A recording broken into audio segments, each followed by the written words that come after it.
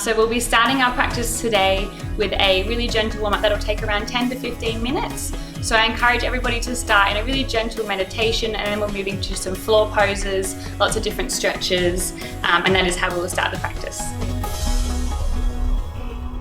Cool, so to start your practice, I would recommend finding a space in your house that's comfortable and creating a vibe for yourself that's going to work for the next however long you'd like to be doing yoga for. So once you have your mat and your block, I encourage you to take a seat sitting on the block. This is how I always like to start my classes. Starting in a meditation pose, hands on the knees for grounding down, or palms up for energy in. So taking your choice of seat, sitting up nice and straight, shoulders back and down, and tucking your chin in slightly. Just encouraging you to close your eyes down. For your meditation, I like to take about 5 minutes for this, and it just enables you to come into the space to just settle your breath and your mind and just to arrive in gently. Beautiful. So once you've spent some time in a meditation pose, now it's time to move into a warm-up. So a warm-up basically is just encouraging you to move very gently so that when you go into your flow, all your muscles and body is warm and ready to go. So there's a few different ways you can start. One way you can start is lying on your back. There's a few different poses that I will run through to start. The first one that I like to take is called Banana Asana. You bring your arms up and over your head, and then you bring your arms over to the right and walk your legs over to the right. This creates a half C shape with your body. And I encourage you to stay here for anywhere between 2 to 5 minutes. Once you've done one side, moving over, and we're going to take it to the other side. So once again, lengthening through the opposite side of the body. Another pose you can take is reclined pigeon, bringing both of your feet to the ground, your ankle on top of your thigh. Now option 1, staying here, pressing that knee away. Option 2, taking your hands under your thighs and lifting your leg up to the air, or you can keep that knee bent, whichever option works for you. And always remembering to take the opposite side once you have finished one side. Once again, encouraging you to take anywhere between 2 to 5 minutes in this pose. This incorporates a yin pose, and then we will be moving into the yang. Once you've done some floor poses, whether it might be hugging yourself, bringing your legs up into the air, then you just roll on your back and come up into a seat, and once again we'll be doing a few other poses before we come into our flow. One I generally like to take in all of my classes is finding a tabletop position, so ensuring your shoulders are stacked over your wrists and your hips are stacked over your knees, making sure they're hip distance apart and shoulder distance apart, pressing your fingers into the ground, knuckles and palms into the floor. Then we will take some cat-cow poses. So tuck your belly into your spine, take a breath in and out. And then when you're ready, you're going to drop your belly to the floor, look up to the sky. And then exhale around through the spine, gazing between your feet. And I just encourage you now to take a few of these movements in your own time, and your aim is to sync your breath with your movement, which allows you to move into your yoga practice with a really smooth breath and the understanding of how you can move with your breath at one time. So take a few of these. I like to take about 10 cat-cows before I start my practice. And then once you finish that, it's important to still keep moving, maybe some wrist stretches, so you can walk your fingers towards your knees and just press your hips back very slightly, being very mindful of your wrists as they're a very delicate space of your body. Wrist stretches are really good for arm balances, so if you're wanting to try crow, handstands, any sort of balancing that requires your arms, it's really important to stretch your wrists. You can bring your palms together and just rock from side to side. And then you can also place the tops of your hands on the floor and once again shift your weight back. So they are a few wrist stretches for you. Another one I like to take is thread the needle. So bringing your right arm up to the sky, and you might like to bring your arm up and down maybe 2 or 3 times just to feel this pose. And then on your last time lifting your arm up, you're going to thread your arm under your left, placing the side of your head on the ground. Option 1, walking your hand just above, or option 2, placing your hand in the crease of your hip And then just closing your eyes and taking a few breaths here. And then making sure you repeat that on the other side. So lifting that arm up to finish. And then moving on to the other side, maybe 2 or 3 openings on the opposite, like we did before. And then threading the needle through that arm, placing the side of your face on the ground. Option 1, walking your hand out in front. Option 2, binding your arm. Take a few breaths here in this pose. And then pressing back up. Another one I can show you today is melting heart pose. So walking your hands out in front, allowing your hips and your knees to still stay in one line. Now option 1, you can place your forehead to the floor and just allowing your chest to fall to the mat. Option 2, place your chin on the mat. And once again, breathing here for a few breaths. Really good stretch here for the shoulders. Really making sure your hands are still pressing into the floor. Take a few breaths and then really carefully walking back. I then encourage you to take your knees out wide and drop back into a child's pose, placing your forehead on the floor. This is a really important pose to take throughout any yoga practice. This is a resting pose, also a really nice comfortable stretch as well. So taking this whenever you need to. Another option you can take is also bring your knees together and your arms behind you, which is a much more grounding, comfortable version of child's pose as well.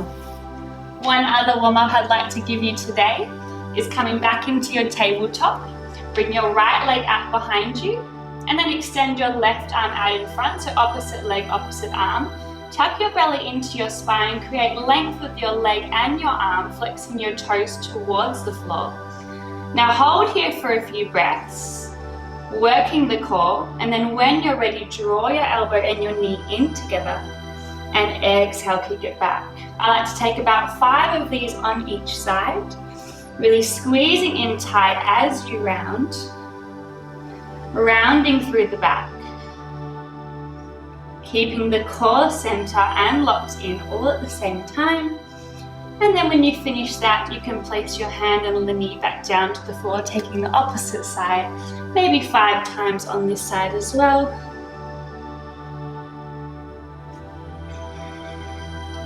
And then back to center. One other thing I would like to show you is also seated stretching.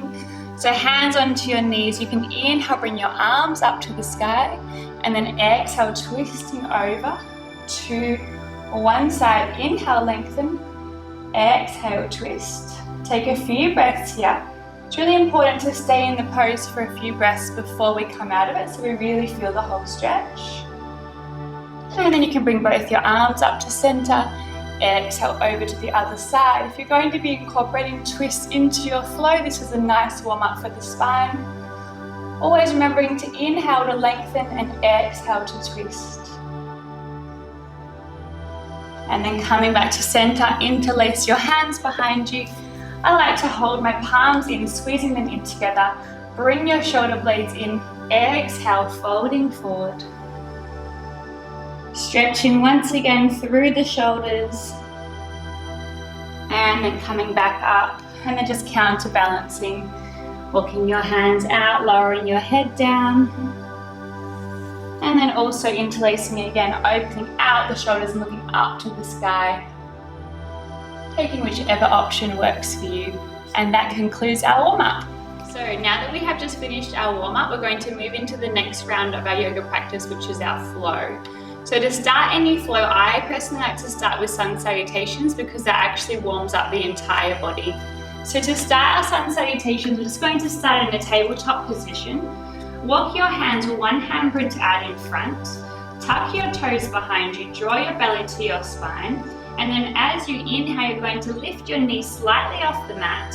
And then also bringing your hips back and your heels back to the floor. This is your downward facing dog, so this will be starting your practice. Just pedaling out your feet here just to get a feel for your downward facing dog to start. You can roll onto the outer blades of your feet, just taking whichever feels good for you to start.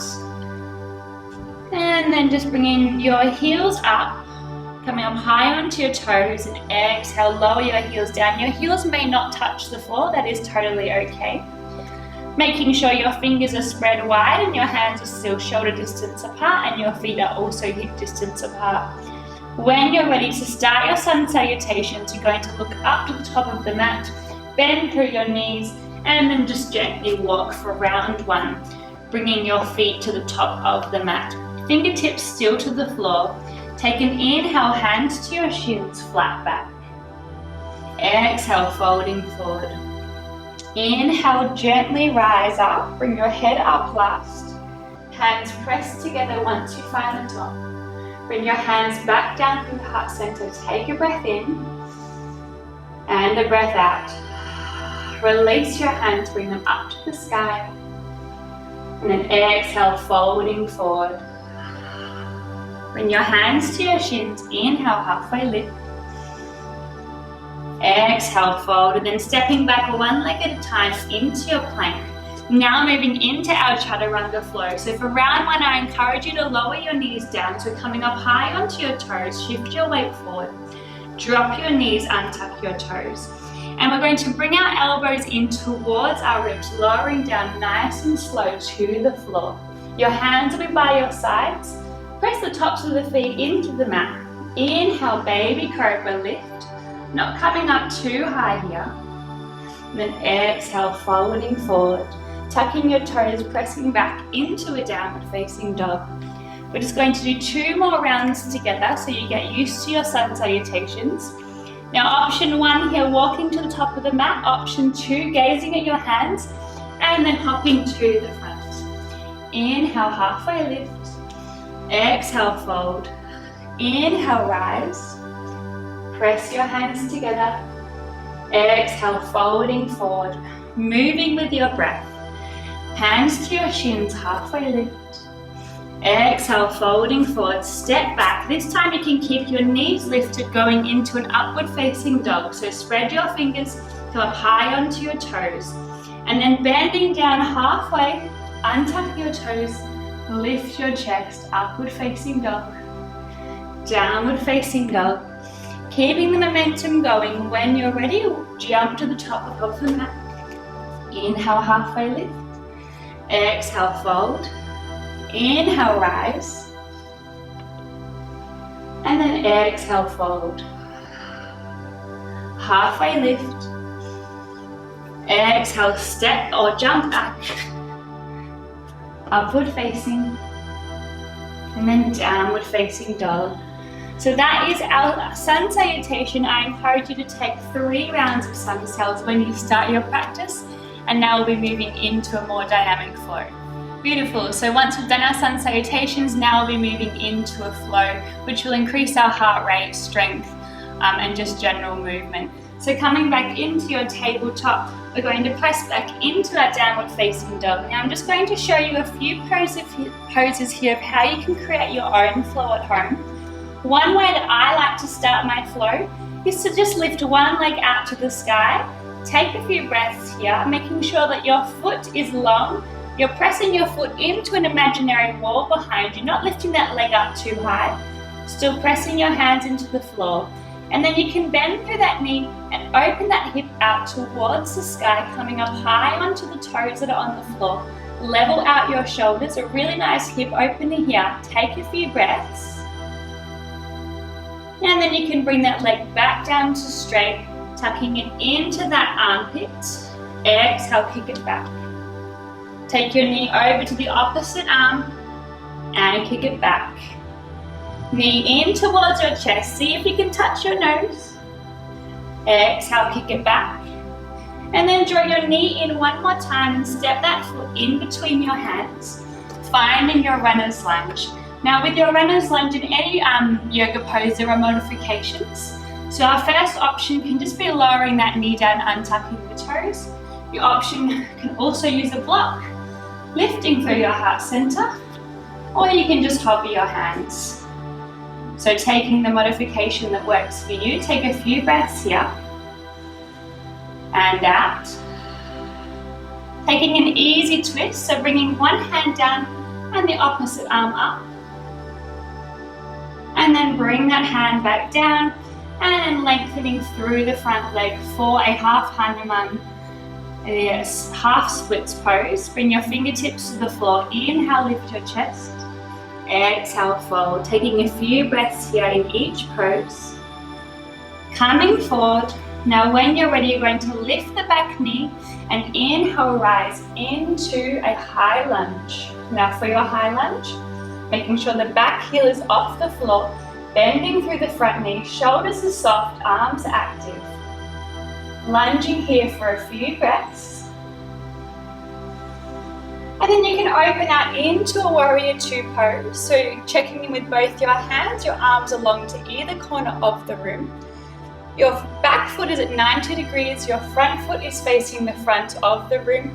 The knee and the ankle are in one line. Take a breath in and out. One more breath in. And then you can flip your front palm and reverse your warrior, bringing your arm up to the sky.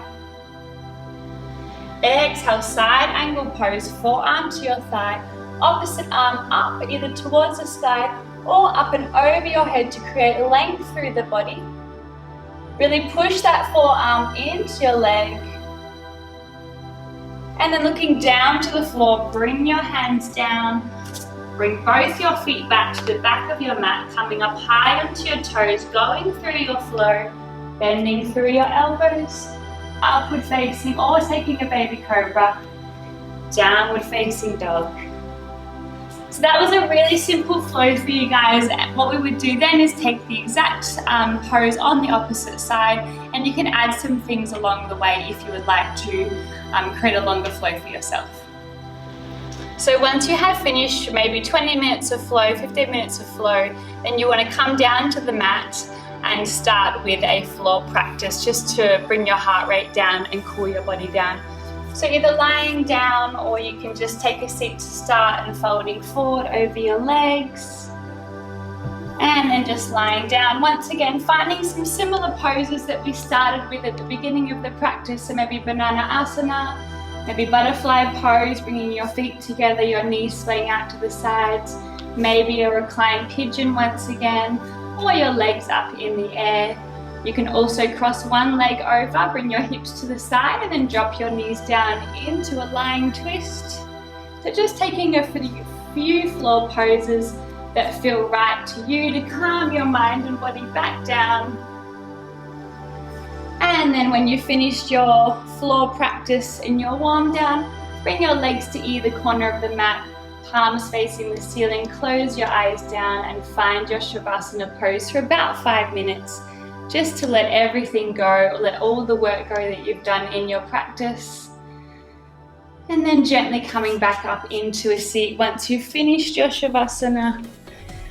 And that concludes our practice for today. I hope you guys enjoyed it and I hope you're able to do some of these things at home.